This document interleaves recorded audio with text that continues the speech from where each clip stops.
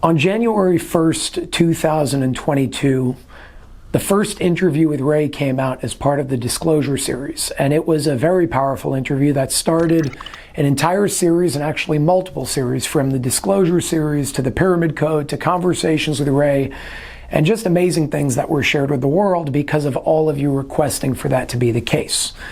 Now, obviously, it took me a lot of time to convince Ray to actually make that happen because he was very hesitant when it first started, and he still is very hesitant because he doesn't really get much out of these interviews other than giving his time, giving his energy, and sharing his experiences that, in his eyes, can only create more danger and threats in his life.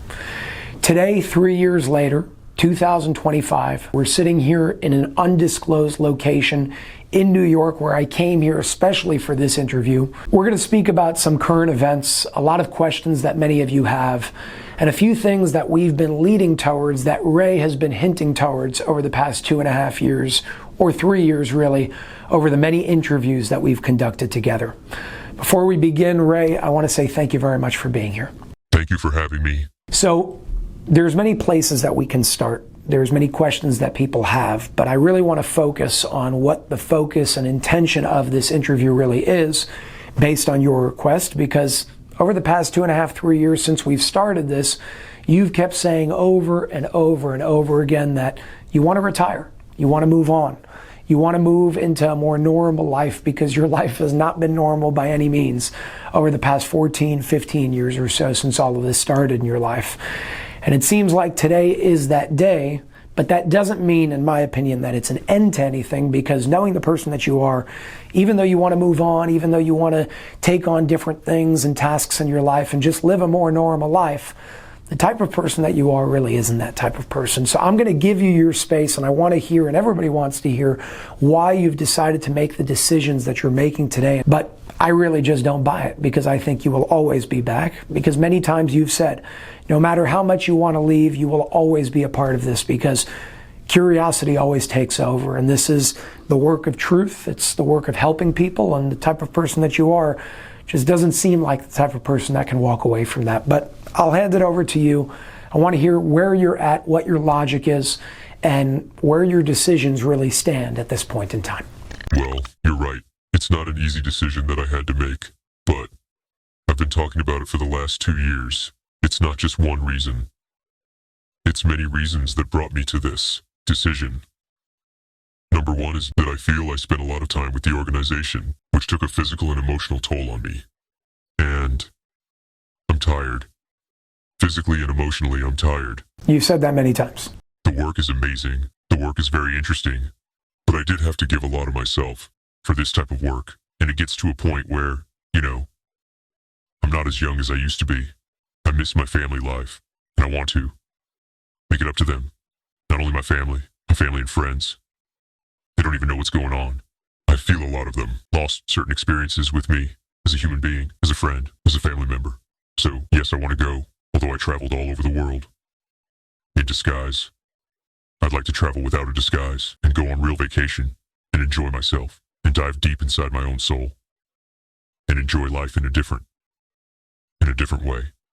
And give the opportunity to new individuals who will come in, and there's always somebody who is going to replace me. Although, don't forget, I was never officially a member of the organization. I always refused to become an official member. As I told you, when you become an official member, you are basically under their 100% control. And that's not something I'm willing to do. That's not me. Can I ask you, before you continue, what does that mean for the work that I'm doing, right? Over the past few years, I've stepped up to do a lot. Where does that place me when you will no longer be here? I know we'll always have our relationship, but I'm talking about the work within the organization specifically. It's really going to be more up to you. I can tell you that. There's many changes in the organization, and I'm not the only one who's being replaced right now. Our boss, Dee, left. She retired. Officially, she retired as of January 1st. This is one of the reasons I decided to leave on that day as well. Did Dee retire out of a negative reason, or she just wanted to move on? No. She's much older than me. Look, she's doing it for 45 years or more. It's a very tough job. She's the chairman of the board of the New York chapter. That's not an easy task. She's been risking her life for many, many years. She's been hurt on the job physically. Like I said, it takes a toll on your physical body and your soul. It was time for her. She spoke about it also over the past few years. She made the arrangements in advance. She was training a specific person to take over, and he's the new boss right now. I'm not exactly thrilled of the choice she made. I made it very clear from day one, as you know. The job was offered to me in the beginning, but I rejected the offer. The job to be the head of the New York chapter. Yes, What would that entail for you? to take over the organization when it comes to New York. Basically getting to very high places in the organization, which I would have to be an official member, which I didn't want to be. I figured it was going to be too much for me. Again, to me, my family comes first, although I loved it, and I find it very intriguing and very exciting work. It comes with a price. Forget about the price I'm paying.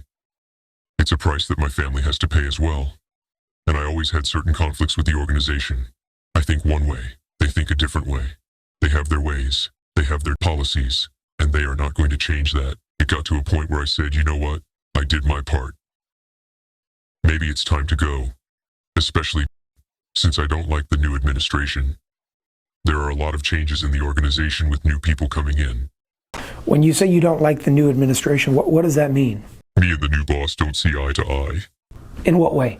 Like I always said, they're too soft. He's softer than her. Meaning you want more, like you say, fight fire with fire, and they just don't go that route. They don't go that route.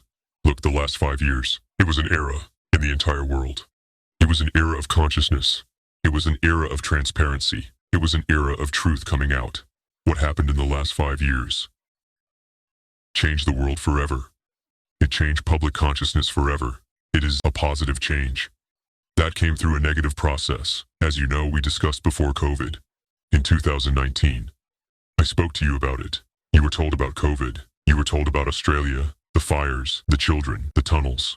You call it predictions, but it's not predictions. It's facts that were given to you, and you were chosen to speak about it, to bring it to the world. Other people, such as yourself, were chosen, but not necessarily with TLS, but with different organizations. If you pay attention, there are a lot of people like you around the world right now. Yep. And it's a process that took over the world, which I found to be, at the time, as a positive change. I was happy about it, and I was hoping to see more. But when the truth finally came out, if you remember in the beginning, people made fun of you. They called you crazy and a con man. But when those facts became true in the eyes of the world, people stopped making fun of you. People took you more seriously. And then when those criminals were exposed, not only by me, not only by you, but by many people around the world, I expected to see some kind of punishment. Look what happened in the world. Truth came out. Not 100%. There's a lot of hidden secrets still going on that will come to the light very soon. But the criminals are not being punished. I have a hard time living with this. I have a hard time living with those families we spoke about that really were there to destroy the world. Things are being changed, and things, thank God, did not go as bad as we thought they were going to be. But where is the punishment? Where is the price that people have to pay? How are you going to teach the rest of the world not to even think about doing this again? What's going to stop them in 10 years, 20 years, 30 years to try to do this again? As we speak, things are being done in order to destroy the good that has happened over the last few months. President Trump, for example, they tried to kill him a few times already. Do you think they stopped? No, they're still trying. They just didn't succeed. Before moving to current events, I want to save that for later in the conversation. You just said it's up to you. My question was, with the new changes that are being done right now and being made with the organization specifically, where does that place me? What am I expected to do moving forward? How can I continue moving forward in the mission, the tasks that I took upon myself? What am I expected to do moving forward? How can I continue this work?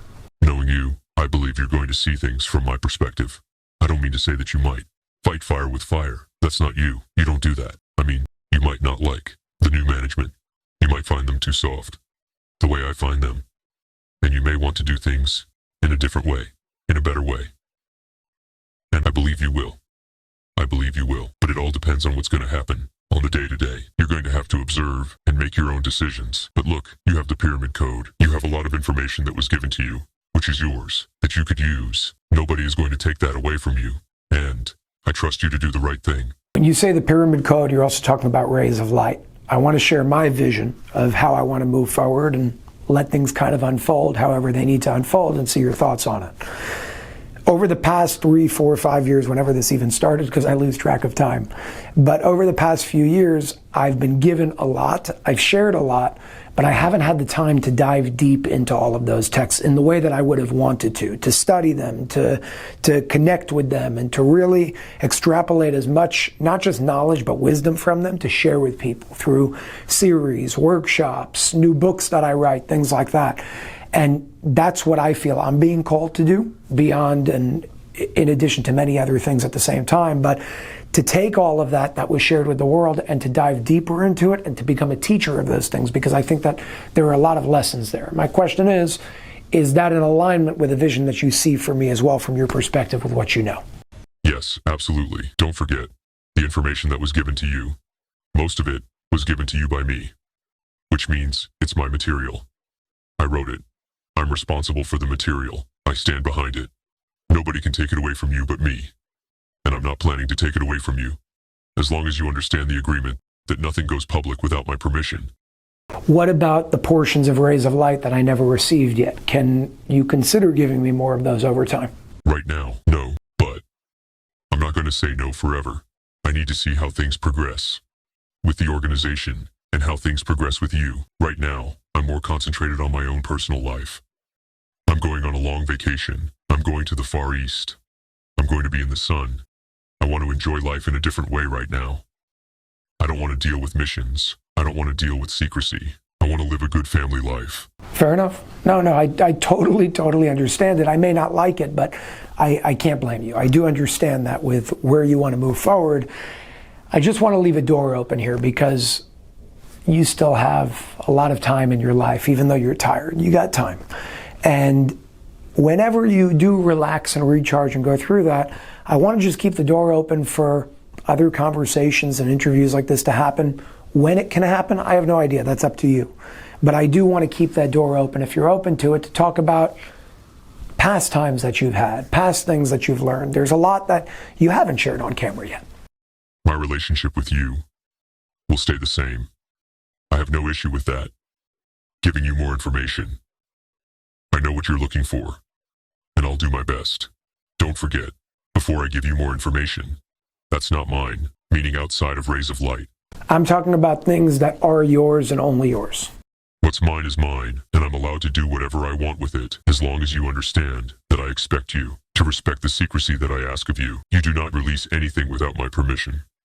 Fair enough, but I'm going to ask for more as much as I can to be able to share more. That's my job. And I will give you whatever I can. My door is always open. You know where to find me. We could always do more work together.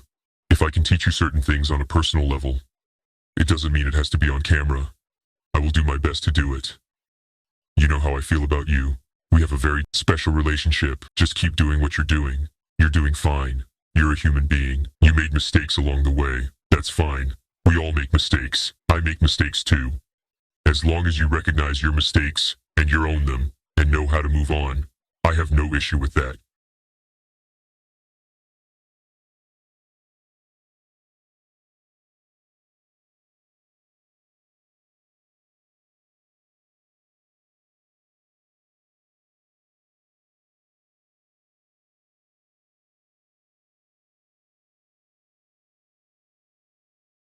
On the topic of mistakes, I want to segue into that next question that we were going to talk about regarding EE system. But before I do, I want to give a quick little background for anybody that doesn't know the entire timeline, so everybody can have a refresh of their own memories. So a few years ago, about 3 years ago, I interviewed the founder of EE System, and we spoke about the EE System technology, and I even tried it on my own family, and we saw incredible things. The conflict that's happening today is not about the technology, because the technology absolutely works. The technology that all the center owners, over 500 centers, have all around the world in over 50 countries around the world is not in question here. It's a powerful and incredible technology. But what is in question is who actually invented it. For me, once I found out certain things, which I have a lot of questions for you and for the organization about, even though I have certain statements from the organization that they gave and that I shared with all the center owners specifically, I found it very hard once I started finding out certain things to not about representing the technology because it's incredible, but representing the individuals that basically made false claims about their ties to the technology and who really invented it, which bothered me because I come from a place of honor, I come from a place of truth, I come from a place of integrity, and when any of that is in question, I need to find a different way to associate myself. And this was a really, really hard topic to deal with, although we're at the very, very far end of all of that now. But it was a very hard situation for me to deal with because on one hand, the technology is incredible. On the other hand, the story that I was told by the family themselves, by the founder themselves, and even to an extent by TLS themselves, was not exactly what happened. So my question is, speaking on the topic of mistakes, how did we come to this point?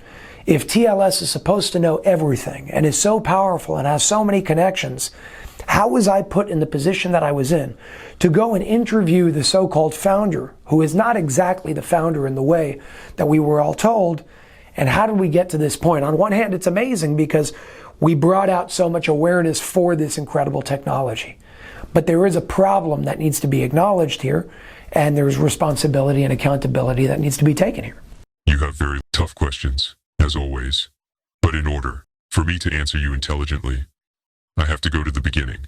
Before you start from the beginning, I do want to give credit where credit is due, because although this is a very weird situation that we need more clarity on, there's a lot of things, if not all of the things that were shared with me, not predictions, but basically facts, because they all came true. Things like COVID, things like fires that were going to happen, earthquakes that were going to happen in certain depths in certain places around the world, closures of certain countries and governments around the world.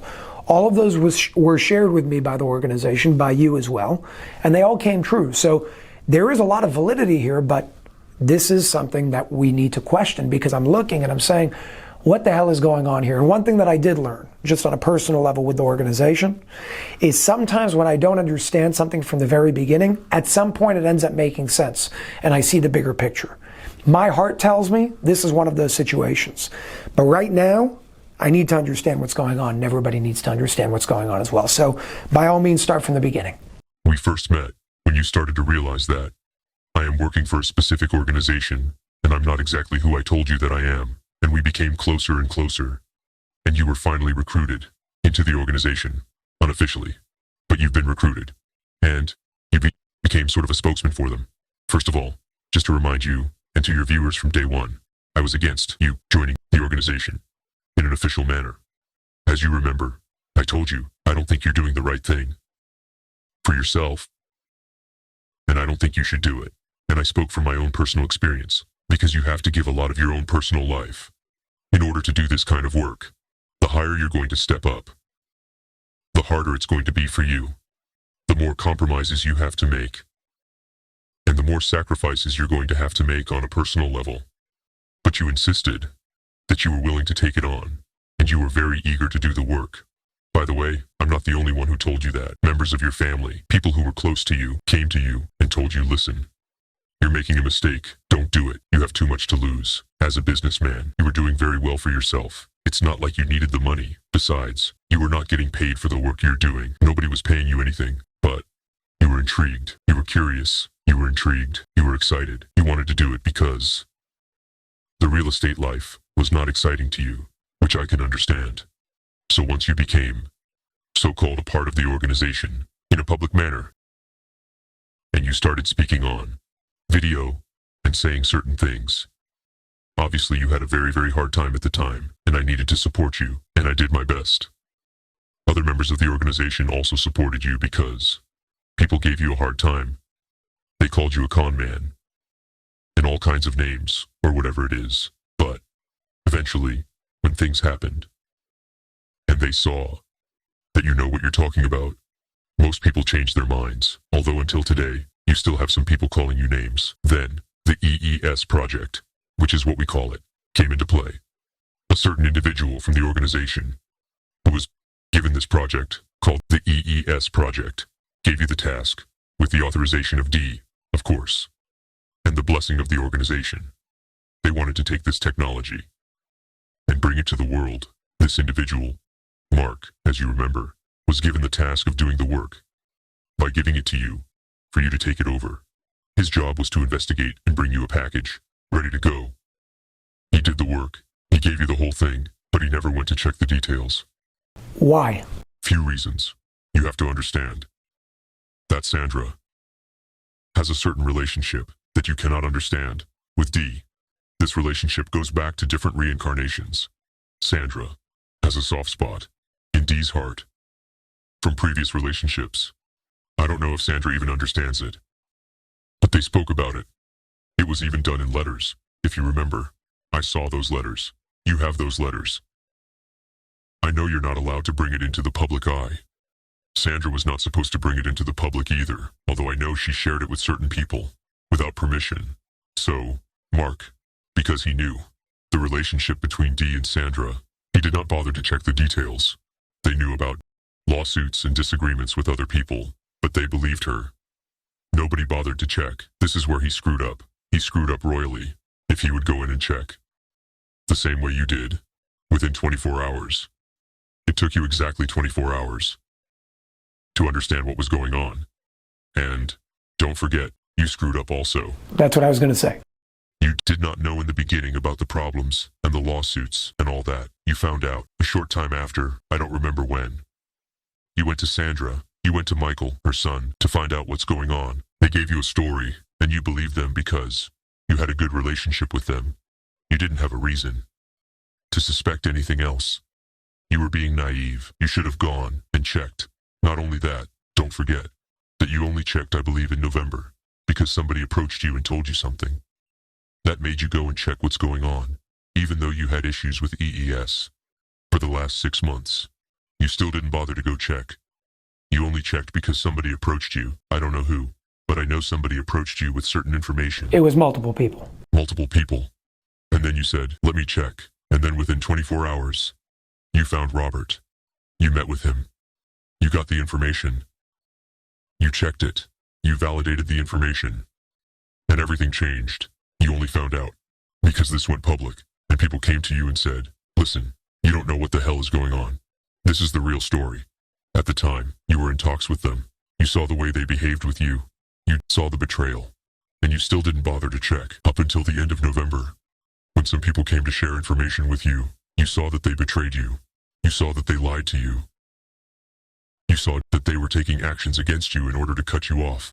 You realized that they were trying to cut you out in order to save money and make more money, as if the tens of millions of dollars they made was not enough for them.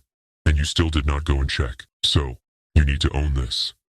I know you don't like to hear what I have to say, but you are just as much to blame as Mark.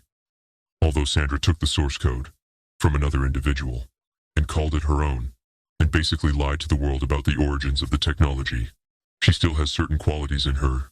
We all have our good side and bad side. And she did the wrong thing.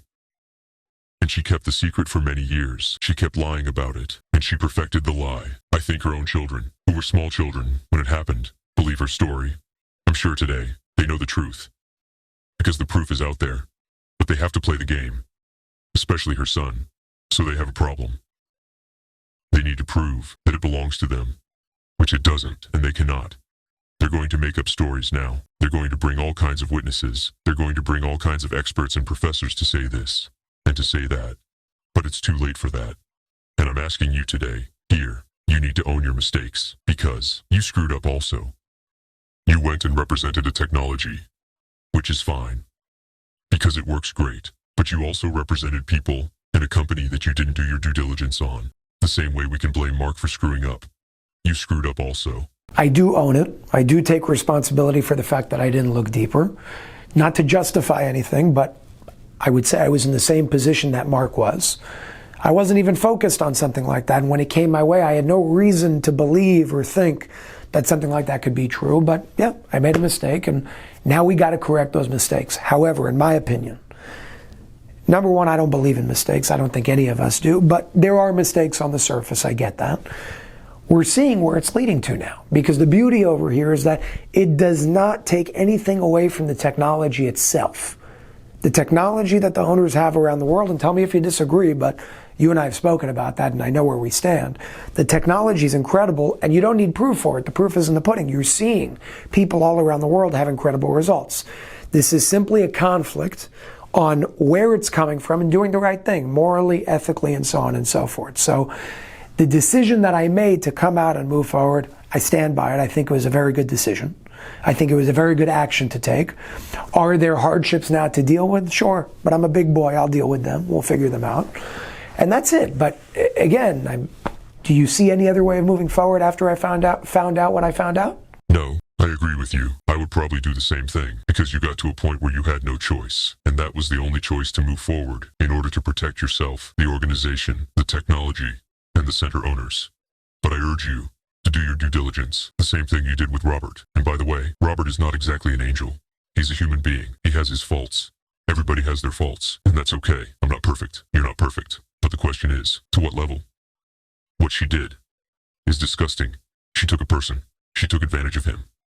She did what she did.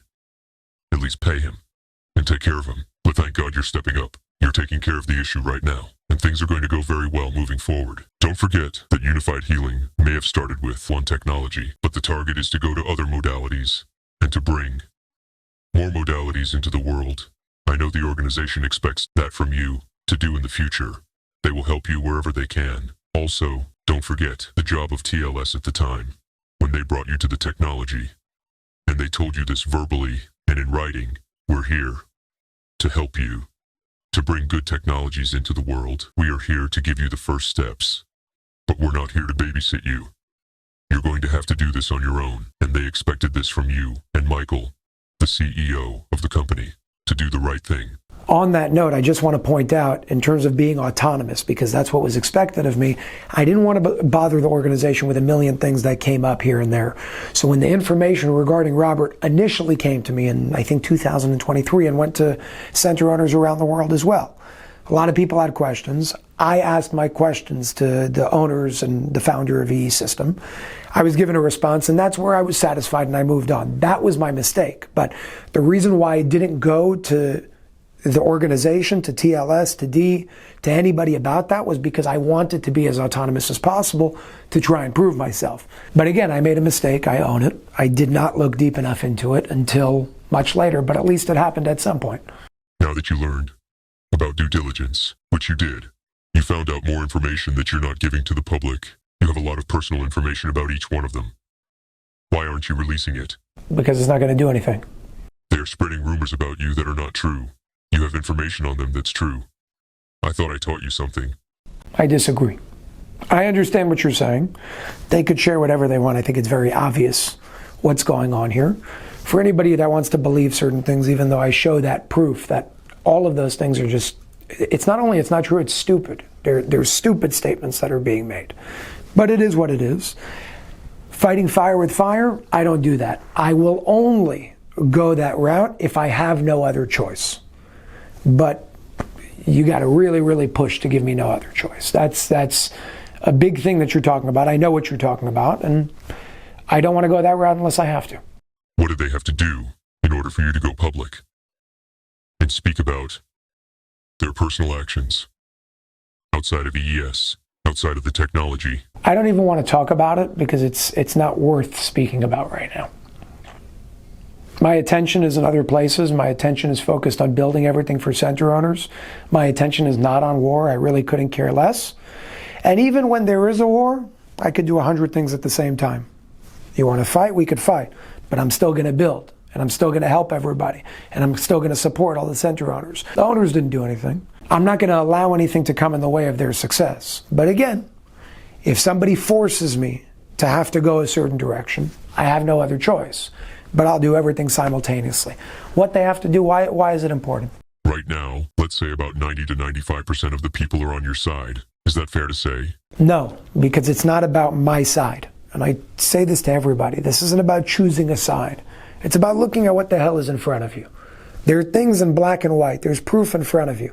It's not about my side or somebody else's side. It's about what's true.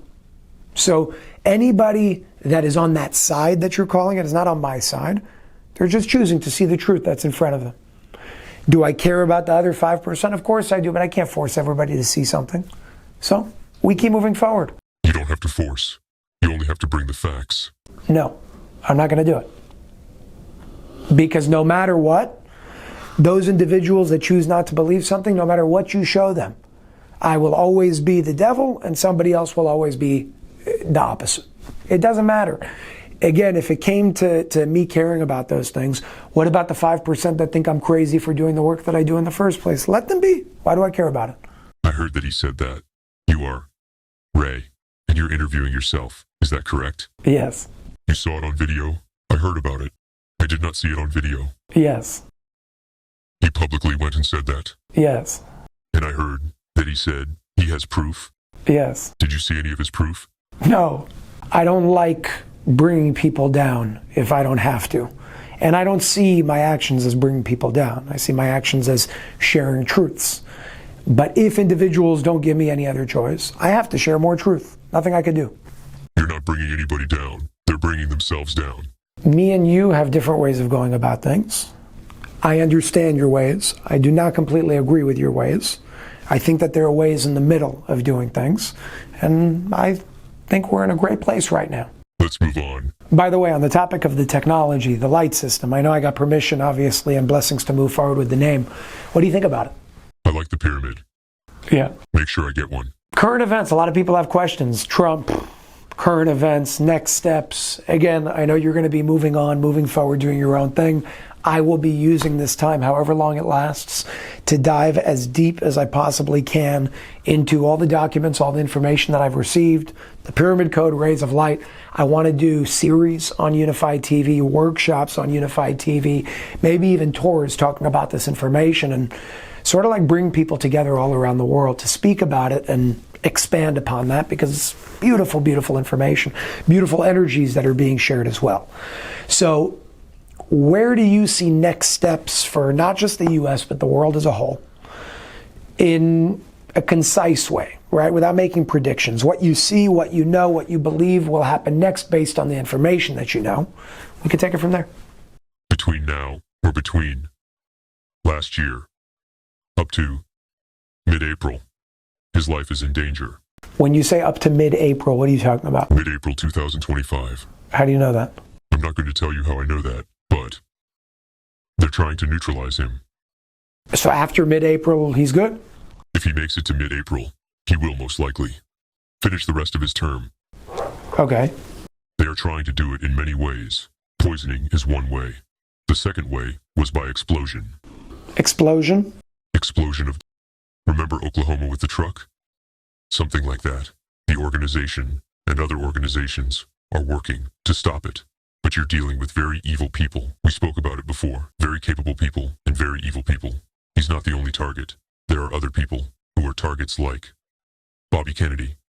If you remember, already last year, I said we are going to have a very tough time until mid-2025. By mid-2025, going forward to 2026, we are going to start seeing the light and the world will be in a much better place. That's the plan. That's the target. And most likely, it will happen. I believe that things will get better because I believe the organizations, not only TLS, will be successful.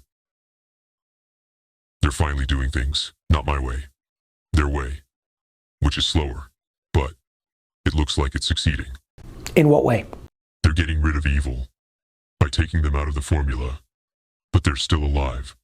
They still survive. They still have their money. So when it comes to the economy moving forward, do you see a better sort of phase coming? Because on one hand, you're saying, yeah, banks can still collapse, but I want to focus on the bright times coming ahead because there are many. The U.S. is doing much better and will do better. For example, BRICS was canceled, as you know. Was it? Yes. He threatened them with tariffs. So Putin and everyone else went back and said, okay, no more BRICS for now. Because he fights. Why do I like Trump? Because he fights. Fire with fire. And that's what I'm trying to teach you. But for some reason, you're not listening to me. You're listening to TLS. But that's your business. So, economically, yes, the U.S. is doing better. We'll do better. But it will be very tough to get rid of a $36 trillion deficit. It's not as easy as it sounds. People think Trump came in, the Messiah is here, and suddenly, everything will be great. It doesn't work like that. It will be better, but it will take a lot of time and effort. And I hope people will wake up. People are starting to wake up. I'm counting on people like you to do the work. And many others. I'm not, I can only do so much. I'm one person, and my job is really like I want to inspire people to do more of this work, to take the lead in their own, because if a lot of people did it, the world would change much faster instead of just having a few people that the world looks up to. I don't think that that's a good thing. Now let's go to you for the last portion of this conversation. Where are you going? My first stop will be the Seychelles Islands. Where is that? Far East. Okay. You've never been to the Seychelles Islands? No? I've been there, but not on vacation. Okay. So I'm going there. And from there, I'm buying a one-way ticket. And from there, I'll decide. I'll travel for a while, come back, spend more time with the family. Okay. And when it comes to your family in general, do you plan on, when are you going to be public in terms of your identity? Never. Even to your family? For what? Why not? I don't see a reason. It's working fine the way it is now. Why drive people crazy? You know how many questions they're going to ask me. But, at some point you're getting closer to the end of your life. It's a beautiful thing to share. Well, my wife knows that's enough. But then your children, and then your grandchildren, and then your cousins. Where does it end? Do you really think that your retirement will last? Look, retirement. When I'm saying retirement, I'm saying retirement from TLS. I still have my businesses to run. I have many businesses that I'm running. The businesses that you run, I know you have a lot of people running them simultaneously. How many businesses do you run? A lot. Can you give me a number? No, but a lot. 10, 100, 50? About 100. In what domains? Agriculture. Medical supplies. Computers. Hotels. Some real estate. Okay. Well, again, while you go and do what you do, whatever time you take, I want our relationship to remain alive and well, and I want to make sure that that's a thing. Of course. And can you share things with me? Maybe you won't come on camera, but we've always done different updates here and there, and if there are things that you can share, would you be open to sharing them with me with the intention of me being able to share them with the world over time? For you, no problem. And I could share that with the world. Depending on the subject matter at the time. But yes, especially if it's something from the past. Yes. Fair enough. We'll take it day by day. I told you, I love you. I wish you all the best. I know everybody wishes you the best in terms of where you're going next and what you're doing. I don't think it's going to last very long for you, but time will tell. Maybe it will, and you really are moving into a different chapter. I want to keep doing this work. I want to keep diving into Rays of Light, the Pyramid Code. I want to bring it to Unified TV, to do series and workshops. There's so much that can be taken from all of those documents, and now I guess I'll have the time to do it while also obviously doing everything with Unified Healing, with the light system technology, and so on and so forth. So I really just want to wish you the best. I want to say thank you for everything that you've given over the past few years to everybody watching. I know that just from seeing past comments of people when they heard that this was the direction that you're going into, everybody wishes you the best and sends you a lot of love. And I'll ask everybody watching this if you can actually comment below this video with anything you want shared with Ray about your messages or whatever it is that you want to share with him on his next steps and his next chapter in his life.